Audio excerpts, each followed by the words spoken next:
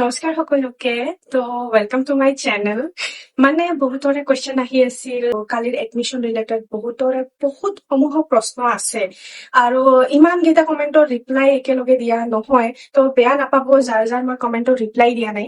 কিন্তু মই আপোনালোকৰ বাবে গোটেই কুৱেশ্যনৰ এনচাৰ ভালকে, যিবিলাক কুৱেশ্যন মানে ইম্পৰ্টেণ্ট হয় সেইবিলাকৰ এনচাৰ আজি দিম, ঠিক আছে? তো ভালদৰে চাই ল'ব ভিডিঅ'টো, ভালদৰে মানে এডমিশ্যনৰ প্ৰচেছ ভালদৰে কৈছো, যোনটো আমাৰ বঙাইগাঁও নৰ্মেল স্কুলত হৈছে। হ'ব পাৰে বেলেগ ইনষ্টিটিউচনত অলপ বেলেগ প্ৰচেছ হ'ব পাৰে, বাট ডকুমেণ্টছটো ছেমে লাগিব বাৰু। মই খালি জাষ্ট আপোনালোকক কমেণ্ট বিলাক ৰিড আউট কৰি দিওঁ, যিবিলাক মানে ইম্পৰ্টেণ্ট, আৰু এনচাৰ বিলাকো দি যাম। তো আমাৰ ফাৰ্ষ্ট কমেণ্টটো হ'ল, ই ষ্টেম্প পেপাৰ ফাৰ্ষ্ট পাৰ্টি আৰু ছেকেণ্ড পাৰ্টি কোনটো তুমি দিছা? তো তাতে মানে কি হয়, যেতিয়া মানে আণ্ডাৰটেকিঙৰ বহুত কেইটা কুৱেশ্যন ৰিলেটেড আছে, তো বুজি পাই যাব। মই যেতিয়া মানে ইনষ্টিটিউটখনত গলো, তাতে মই বনোৱা নাছিলো আণ্ডাৰটেকিং। তো ইহঁতে কল যে কোৰ্টত যাই পিনে বনাই ল'বা। গলো কোৰ্টত যাই পিনে, তাতে মানুহ বহি আছিল বাহিৰতে। তো ইহঁতে এখন ৰিচিপ্ট দিলে, সেই ৰিচিপ্টখনৰে কথা তেওঁ কৈছে যে তাতে লিখা থাকে, নামটো লিখা থাকে আৰু ফাৰ্ষ্ট পাৰ্টি ছেকেণ্ড পাৰ্টি বুলি লিখা থাকে। তো মই ফাৰ্ষ্ট পাৰ্টি ছেকেণ্ড পাৰ্টি একো দিয়া নাই, মই নামটো লিখি দিছো আৰু আৰ্টিকেলৰ ঠাইত এফিডেভিট বুলি লিখি দিছো, ঠিক আছে?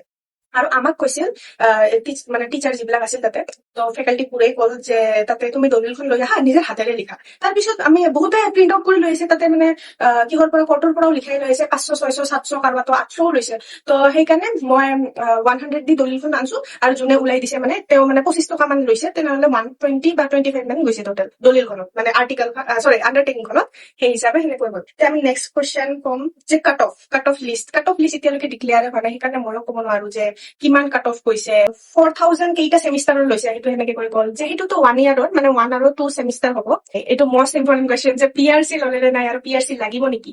PRC একচুৱেলি থাকিলে ভাল, ঠিক আছে? মই সেইটোৱে কওঁ যে PRC থাকিলে ভাল, বাট বহুতৰে নাথাকে আৰু বনোৱাতেও বহুত প্ৰচেছ লাগে, 1 মাহৰ বেছি লাগি যায়। তো সেইকাৰণে আপোনালোকে নিজৰ আধাৰ কাৰ্ড আৰু ভোটাৰ ID লৈ যাওক। NCL লাগে নে নাই, OBC হতৰ NCL লাগে নে নাই? মই নিজে OBC, মোৰ NCL নাই আৰু মই তাতে দিয়াও নাই, ইহঁতে খোজাও নাই NCL ৰ কথা। এফিডেভিটখন কেনেকে বনালে মই ক'লোৱে, মই এফিডেভিটখন কেনেকে বনাইছো, তো তাতে ইনফৰমেশ্যন ভালকে পাই যাবা। NSS ৰ 1 and NSS ৰ 2 খন ক'ত পায়? এইটো বহুত কুৱেশ্যন আহি আছে যে 1 and 2 খন ক'ত পায়। এইটো একচুৱেলি ইনষ্ট্ৰাকচন PDF আছে, যোনটো আপুনি ৱেবছাইটৰ পৰাই ডাউনলোড কৰিব পাৰিব। তাতে মানে SCERT ৰ পৰা আমাক এটা ইনষ্ট্ৰাকচনৰ মানে PDF দি দিছে, কেনেকে মানে এডমিশ্যন প্ৰচেছটো হয়। দেন তাতে না 4 নম্বৰ পেজত না এটা এনচাৰ 2 আছে, সেইখন ওলাই ল'ব হা। ওলাই লৈ পিনে তাতে ফিল আপ কৰিব লাগিব। তাতে ফিল আপ যি লিখা আছে, তাতে সেই হিচাপে আপুনি পঢ়িলে বুজি পাই যাব। তাতে সেইটো ফিল আপ কৰিব লাগে, সেইটো ফিল আপ কৰি সেইটোও ছাবমিট কৰিব লাগে। আৰু NCC 1 খন মানে আণ্ডাৰটেকিংখনে, আণ্ডাৰটেকিংখনে NCC 1 হয়, এইখন ওলাব নালাগে। আণ্ডাৰটেকিংখন বনালে সেইটো হৈ যাব। বহুতে কৈছে আমাৰ বঙাইগাঁও ডিষ্ট্ৰিক্টৰ মেৰিট লিষ্ট দিছে নেকি? মেৰিট লিষ্ট দিয়া নাই, কাট অফ লিষ্টটো একো দিয়া নাই। মানে আমি কেনেকে গম পালো, যেতিয়া লিষ্টখন ওলাল 2টা বজাত, তেতিয়া নিজৰ লগ ইন কৰি চালে চবে। তো যাৰ মানে চিলেকশ্যন আহি গৈছে, সেই হিচাপে কংগ্ৰেচুলেশ্যন তাতে লিখাই আহি থাকে। আৰু যাৰ এলটমেণ্ট হোৱা নাই, তাতে ৰেড কালাৰত লিখাই থাকো যে নট এলটেড। আৰু বহুতৰ এইটোও প্ৰব্লেম আহি আছে যে কাউন্সিলিং কৰা নাই, কিন্তু কাউন্সিলিং কৰিছে, কিন্তু কাউন্সিলিংটো হোৱা নাই, ঠিক আছে? OTP লৈ অলপ প্ৰব্লেম হৈছে। যিবিলাকে আগতে কৰি থৈছে তেতিয়া OTP খোজা, নিজে ফাৰ্ষ্টত টাইমত কৰিছো, OTP লগা নাই আমাৰ। কিন্তু তাৰ পিছত 1 না 2 দিন পিছত OTP দিয়া ষ্টাৰ্ট হৈছে আপুনি যেতিয়া কাউন্সিলিং কৰে। তো যোনে OTP টো দিয়া নাই, তাহাঁতৰ অলপ এই প্ৰব্লেমটো দেখা গৈছে। আৰু কেতিয়া আমাৰ ৱেবছাইটৰ চাৰ্ভাৰৰ লগতো প্ৰব্লেম হ'ব পাৰে। তো এইটো মানে ডাইৰেক্ট কেণ্ডিডেটক দোষ দি লাভ নাই, কিন্তু ৱেবছাইটতো অলপ প্ৰব্লেম হ'ব পাৰে। কিন্তু আপোনালোকে ভয় খাব নালাগে, আপোনালোকে ছেকেণ্ড কাউন্সিলিঙত এপিয়াৰ হ'ব পাৰিব। আৰু নেক্সট কুৱেশ্যন এটা আছিলে যে এইটোৰ পিছত কাউন্সিলিং কৰিব লাগিব নেকি? এইটো ফাৰ্ষ্ট ৰাউণ্ড হ'ল, ফাৰ্ষ্ট ৰাউণ্ডৰ পিছত কাউন্সিলিং কৰিব নালাগে। ছেকেণ্ড ৰাউণ্ডৰ লিষ্ট আহিব, তাৰ পিছত আপোনালোকে কাউন্সিলিং কৰিব লাগিব। কেম্পাছ টুৰ লাগে, মই অবভিয়াছলি কেম্পাছ টুৰ দিম আপোনালোকক। কুৱেশ্যন আছে, জেৰক্স নিব লাগে নে অৰিজিনেল ডকুমেণ্ট বোৰ দেখালেই হ'ব? জনাবাচোন। এইটো মানে কি, জেৰক্স লৈ যাব, অৰিজিনেল ডকুমেণ্টটো লৈ যাব। মানে জেৰক্স বোৰ ইহঁতে ৰাখি লয়, অৰিজিনেল ডকুমেণ্ট বিলাক ইহঁতে খালি অনলি চাই যে আপোনাৰে হয় নে নহয়। বহুতে এনেকুৱা কৰে না যে লৈ যায় মানে ডুপ্লিকেচি।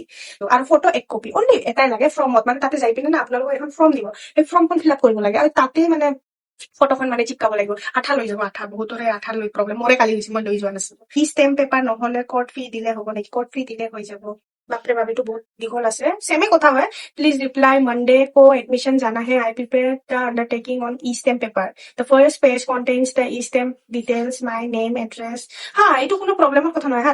তোমালোকে যদি বনাই লৈছা অলৰেডি আণ্ডাৰটেকিং কৰিব পৰা, তেনেহলে সেইটো দিও হৈ যাব। আৰু এটা আছে, তুমি আণ্ডাৰটেকিংটো দলিলত নিজে লিখি দিছা নে কম্পিউটাৰত টাইপ কৰিছা? ছেমে কথা, যে মই নিজে লিখিছো, কিন্তু কম্পিউটাৰতো যদি আপোনালোকে লিখিছে ন প্ৰব্লেম, লৈ লয়। আৰু এটা মষ্ট ইম্পৰ্টেণ্ট কুৱেশ্যন আহি আছে যে বা আণ্ডাৰটেকিংটোত এডভকেটৰ চিগনেচাৰ লাগিব নেকি? বা ই ষ্টেম্পত প্লিজ জনাই দিবচোন, মানে বহুত কনফিউজনত আছো।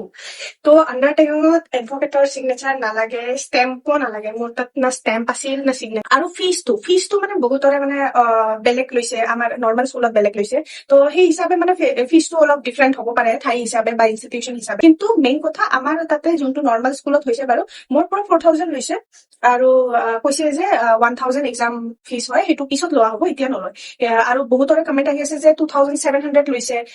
তো হ'ব পাৰে সিহঁতৰ ইনষ্টিটিউচনত অলপ বেলেগ মানে পদ্ধতি হ'ব পাৰে, বেলেগ চিষ্টেম হ'ব পাৰে। আৰু এটা কুৱেশ্যন ইম্পৰ্টেণ্ট, আজি লাষ্ট কুৱেশ্যন এইটোৱে ৰাখো, ঠিক আছে? ইমানকেইটা কুৱেশ্যনৰ এনচাৰ দিয়া নাযায়। পেমেণ্ট কৰিব লাগিব অনলাইন নে অফলাইন?